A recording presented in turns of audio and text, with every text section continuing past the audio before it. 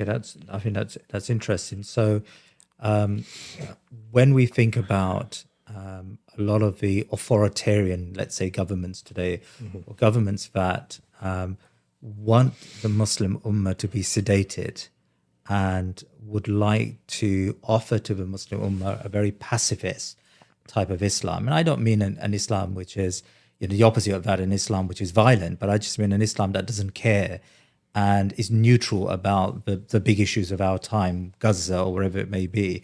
Often, I think it's fair to say that they do latch on to Sufism as an idea, corrupted or not, or subverted or not, but Sufism as an idea, as a way to sort of pacify the masses and say, look, that's your business and our business is different, and we're in the business of statecraft and cunningness and politics. But if you want to be good Muslims, then you should pursue this spiritual path.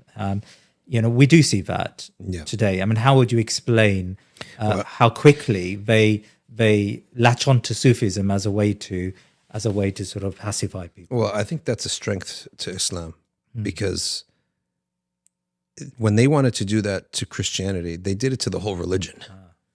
But they can't do it to the whole religion of Islam because it's that crystal clear. But the maximum they could do it to was to one personalized strand within Islam. Yeah. So that's actually, the fact that they had to corner themselves and only latch on to Sufis for that is actually a proof of Islam, because you couldn't do it to the whole religion because the whole religion is that clear. And that pacifism, yes, it's possible, and it is possible Sufis are humans, right? So they could be the corrupt ones amongst them. There could be misguided ones. And there have been collaborators.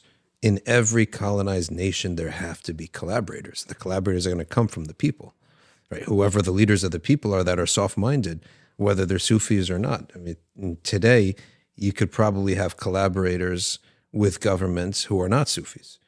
That's because there are no Sufis to be had that have any power. So there's almost no point, but in certain countries at least. But historically, this isn't the case. Historically, the ire of the colonizers was against the Sufis, because they're the ones, if I can share you with this list, please, that they're the ones who brought forth probably the biggest thorn in the side of the colonial project. Right. And the reason is that at that point in Islamic society, to have a Sufi teaching, this was just a default, right? It was a default setting across the Islamic world, maybe due to whatever factors, but it was a default setting that you were involved in some way in some self-purification teaching, or silsila, as they call it, a chain, connected chain. So let's take an example. Who are the people who fought in the 1800s in Morocco against the Portuguese? They were the Shadee. And it was a group called the Shurafa al-Sa'diyah. And this was a class of society. They were the political class, and they were Sharifs from Ahl al-Bayt. And they were Shadee, right? By just their description. That was their tariqah. In the 1800s, shortly thereafter, local paganism, local pagans in the Nigeria area, what the Arabs call it Sudan. The whole area, they call it Sudan. The Hausaland strip, led by Uthman Dan Fodio, who was a Qadiri. And he was a Hassani from Ahl al-Bayt. Right. And he was also descended from Uqba bin Nafi'. There's two noble descents in North Africa, which is to be descendant from the original Sahabi who came, that was Uqba ibn Nafi', and then of course to be descendant from Al-Hasan ibn Ali, and he was descendant of both. He is one of the most amazing ones. Maybe we could zoom in on him later.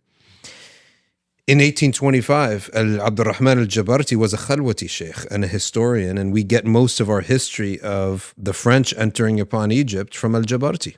He was a Khalwati, and he كان يحث على الجهاد. In 1831, Ahmed Bareli in Punjab, he fought the Sikhs, and he was a Naqshbandi, and he died in 1831. In the 1830s, Prince Diponegoro was a Qadiri in Java, in Indonesia, and he fought the Dutch. In the 1860s, there was a huge movement to fight back the British by Haji Shari'atullah, and his entire philosophy was called the Faraizi movement, which is basically reviving the Fara'id. It's like, we're not pious anymore. And he had no tariqah at all. It was just Sufi inspired. In 1857, of course, one of the biggest Naqshbandi scholars, Fadl al-Haq, announced that this was a jihad against the British. In 1860s and 70s and before that, in the Caucasus Mountains, the enemy were the Russians, and the leader against them was Imam Shamil, a Naqshbandi he was, as Fazl al-Haq was. In China, fighting the Qing dynasty was Ma Hualong, and he was a Naqshbandi sheikh who started a jihad. We're talking physical jihads. We're not talking about jihad of the nafs. In 1883, in Algeria, of course, the well-known Emir Abdelkadir fought the French, and he was a Qadri.